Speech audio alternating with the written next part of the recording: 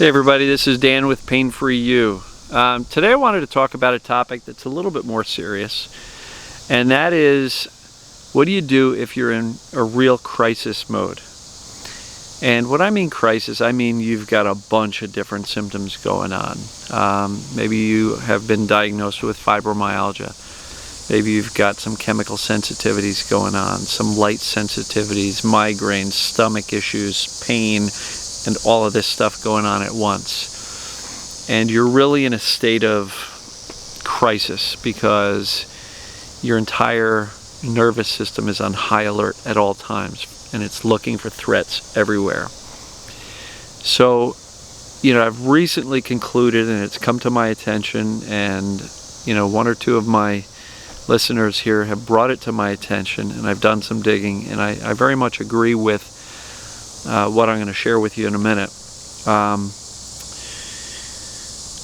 One of the first topics I want to cover is, what is the value in excavating our childhood over and over and over again? And I can't tell you how many times I hear from people that they've been doing a certain TMS-based process for a long time, months, years, and they're still not getting anywhere, and they're still not getting any results, and all they keep on doing is going back and excavating these past traumas. And in some cases that makes them worse. So in a video a while ago, I forget the exact title, but it was something about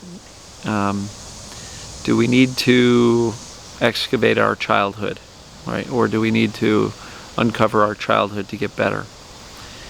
And what I pointed out in that video, and I'll just point it out here so you don't have to go looking for it, is I don't believe we have past emotions. I also don't believe we have future emotions. The only emotions we have are right now. And when I say we don't have past emotions, you might say, well, of course we do. I have emotions from my childhood. You're not still carrying the emotions from your childhood with you. They may have been repressed, they may have been locked up, but you're not experiencing those emotions right now unless you go excavate them and you replay the movie in your head of all the horrible stuff that's happened. But are those truly childhood emotions, or are they right now emotions about your childhood?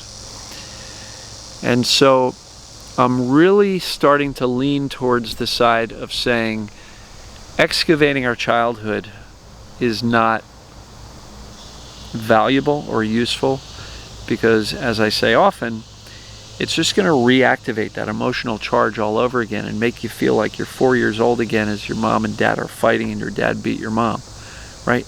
Do you really want to go back there? And what's the value of doing that now? And I know there is some value in doing that, but only if you're going to reframe the experience, find a different or better meaning from that experience, or lesson. I like to talk about the lesson. So if you are going to go back and revisit some childhood experiences, always look for a lesson. And I know some of you struggle and go, lesson? What are you talking about, lesson? I had an abusive mom and dad. They were always yelling at me, punishing me. They abandoned me essentially because when I would cry, they would lock me in my room, and right? So what's the lesson there? Well, as a wise adult, the lesson is really that had nothing to do with you. You weren't a bad kid. It's not that you weren't good enough or loving enough or anything like that. It's just that unfortunately some of us broke up or grew up in homes with broken parents, broken siblings, broken family members. And so the lesson is that it had nothing to do with you, and that you were probably just in the wrong place at the wrong time. And some of us will go back and look at our past and say, boy, I made so many mistakes, I'm such a bad person, or I can't believe I did that, and we punish ourselves for years or decades. And the lesson there may be, I made the best decision I could at the time, given what I was going through and given what I knew then. Sure, hindsight is 20/20, and we all can look back at our lives and say, what a dork. Can't believe I did that, right? But if you ruminate on that and it continually bothers you years or decades later, you're probably not choosing to use your mental energy in a way that's going to benefit your today and future. So as far as going back and reactivating old childhood experiences and watching that movie in your movie theater of the head that says, Movie Theater 1, Dan's messed up past. If you're going to do it one more time.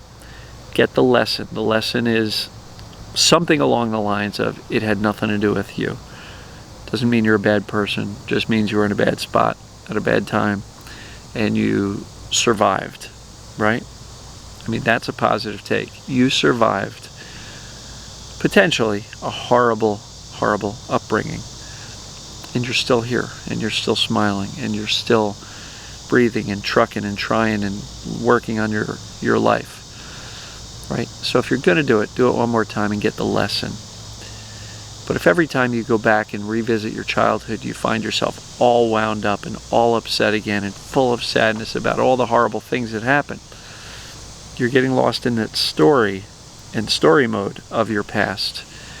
And that's not, in my mind, I don't think going over the stories over and over and over and over again is really doing the work. I think that's really just reactivating trauma. So, that being said, focus on the right now emotions. What's bugging you now? Now look, you may have emotions right now about your childhood. You may have some emotions right now that are triggered because of your childhood. So if there's a situation where somebody has kind of abandoned you and you had abandonment feelings, that's in your subconscious. And if you're abandoned now, you basically recognize and feel the same feelings, and that's why it can sometimes feel like you're 4 years old again, because the subconscious has an amazing memory.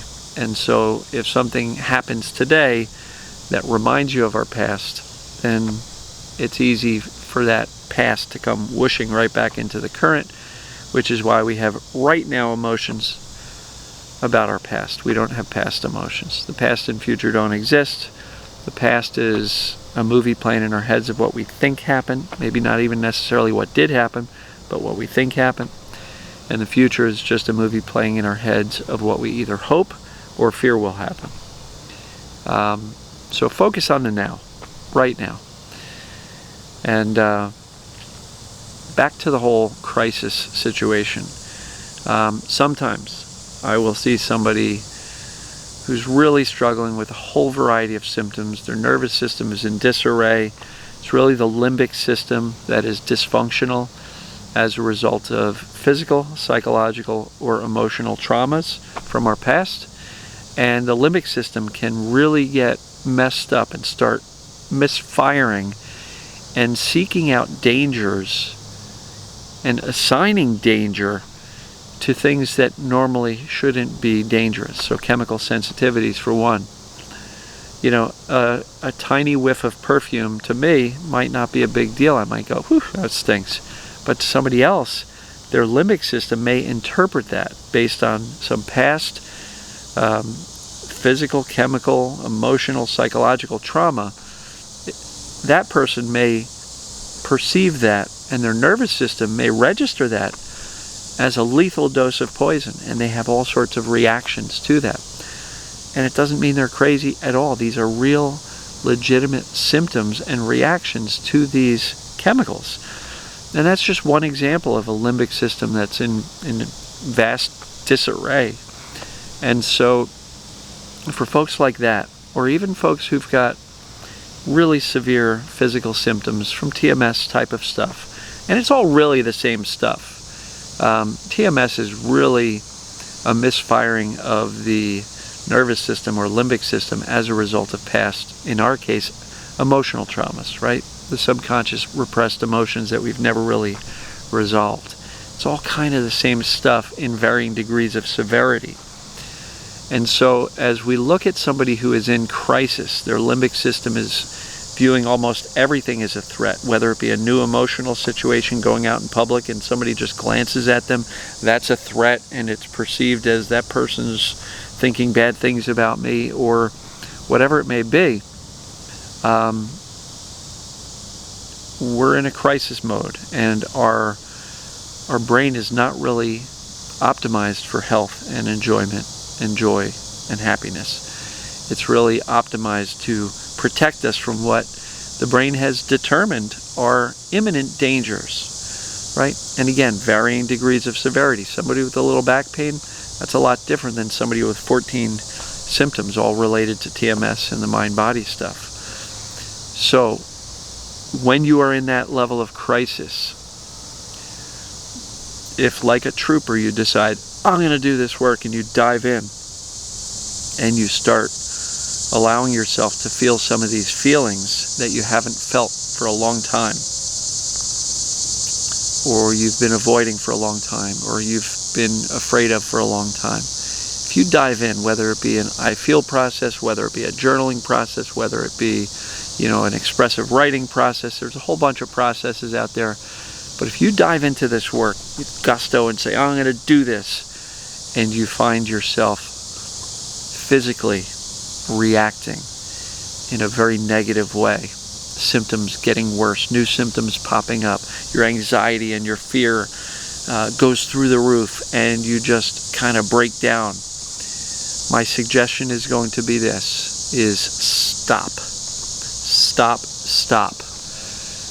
Because when our limbic system is in that much disarray,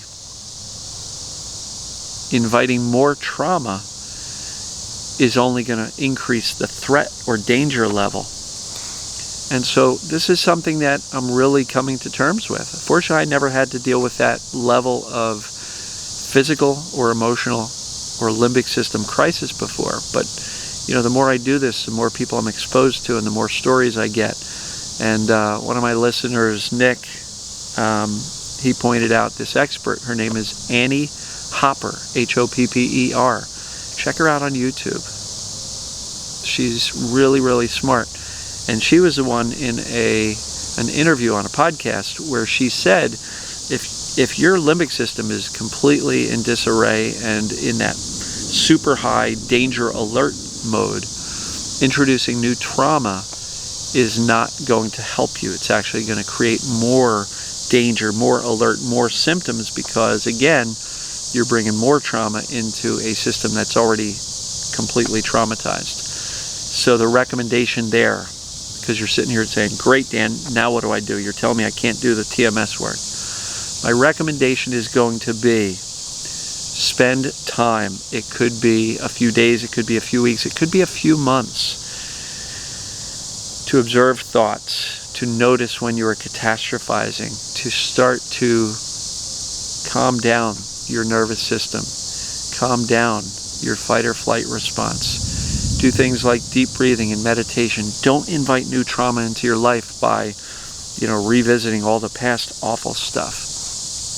And for folks who even have less mild symptoms, or less severe symptoms, I should say, who are just beating their heads against the wall with reviewing the old past traumas and not getting anywhere, and writing down everything that's wrong with their life today and not getting anywhere, and finding that things are getting worse, new symptoms are cropping up, symptoms are jumping around. Sometimes it makes sense to just kind of turn down the volume on the nervous system, and you'll know whether or not that is appropriate for you. And I will make it very, very clear.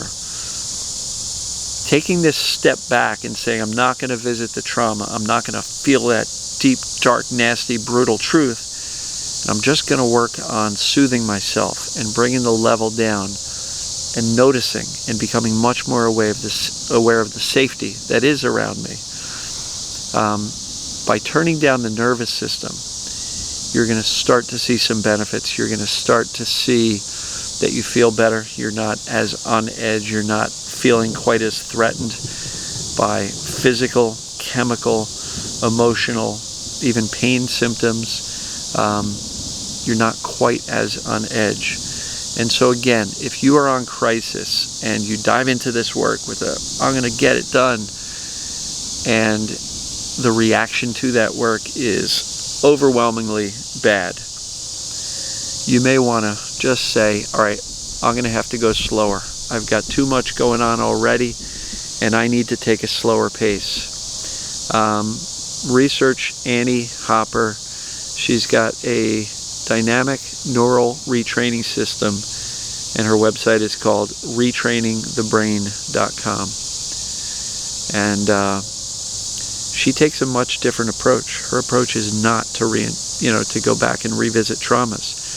Her approach is much more along the lines of what I've just been talking about, which is turning down the nervous system, turning down the fight or flight response, becoming much more aware of our catastrophization, right? That's thinking the worst. Thinking, oh my God, if I smell this, or if I experience this emotion, or if somebody says something to me, oh, my back is going to flip out and I'm going to hurt so bad, right? That's catastrophizing. That's really looking for the worst possible outcome possible.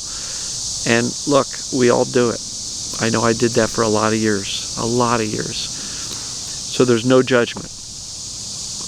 But if you find that you're on high alert, learn to observe your thoughts. Be a curious observer is the term that Annie Hopper uses. A curious observer.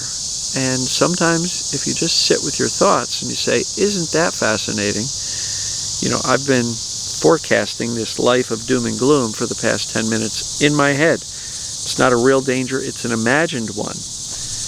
And look, it may be an imagined one based on your past experience and your memory. And boy, if yesterday sucked, today and tomorrow's likely going to suck too. But by becoming aware of what's going on between your two ears and really watching what's going on, only once you gain that awareness can you start to shift and say, okay, I just started going down that path of catastrophizing. And instead of doing that, my goal is to bring my nervous system down from that overflowing, boiling pot of tar, and really turn it down so it's down above spilling over and more of a simmer, and then keep turning it down until you start to actually regain a feeling of control and or safety. And then at that point you can make an evaluation whether or not there's any value in going back to the trauma. I'm not sure there is. Sometimes simply by retraining the nervous system to focus on the positive, focus on the sensations that we want and we like, and the thoughts that we want and we like, we can literally teach our brain to go from this danger, alert mode to much more of an alert and awareness to some of the good things, right? The smiles, the happiness, the joy. And it's really possible that if you are struggling with this work, or you just haven't uncovered anything, or you're just really having a tough time finding any emotions at all, you're so locked up tight that you just can't find anything, maybe it would be worth an experiment for a couple or a few weeks to have your primary goal.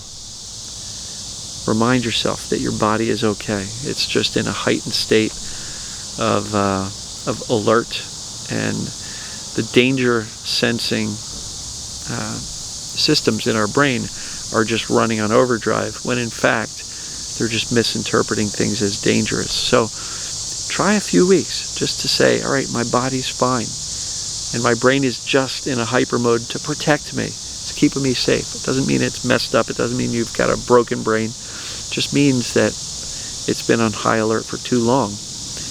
And if you take the stance that your goal can be to really turn down the volume on that high alert system, shut off that fire alarm, if you will, the smoke detector, and remind yourself you're safe. And then focus on the life you want. Focus on the thoughts that are beneficial to you. Just really look for opportunities to turn down the volume on your stress and your fight or flight response and that danger alert system. And so for anybody really in crisis, or anybody who's struggled with this TMS work and not gotten anywhere, this might be an alternate suggestion for you to try. I'm not telling you what to do, but if this resonates with you due to your symptoms, I would absolutely encourage you to just take a breather from this brute force, through the darkness, through the trauma approach, and see whether or not this turning down the volume on your nervous system, your limbic system, provides you some benefits and results. So let me know, comment below. What do you guys think about this? And again, the last reminder here, this does not mean you're quitting. This does not mean you are accepting of the symptoms. The symptoms are likely there because the limbic system and this nervous system are in such high state of alert that the symptoms are just showing up. So this may be an alternate way, an alternate road to get you to the same destination, which is a happier, more symptom-free and pain-free future. So let me know your thoughts. Please comment below. And to Nick, thank you. I really appreciate you turning me on to this stuff. And to the lady who pointed out to me that, you know, a recommendation for somebody to just feel your feelings may not be appropriate when somebody is in significant crisis. And I completely agree with that, and I thank you from the bottom of my heart for pointing that out, because I did not have that level of personal crisis myself. It was something I was not as aware of. So, thank you all, for anybody who's given me that input. Thank you for your comments. I appreciate you letting me know below whether or not this resonates with you or not.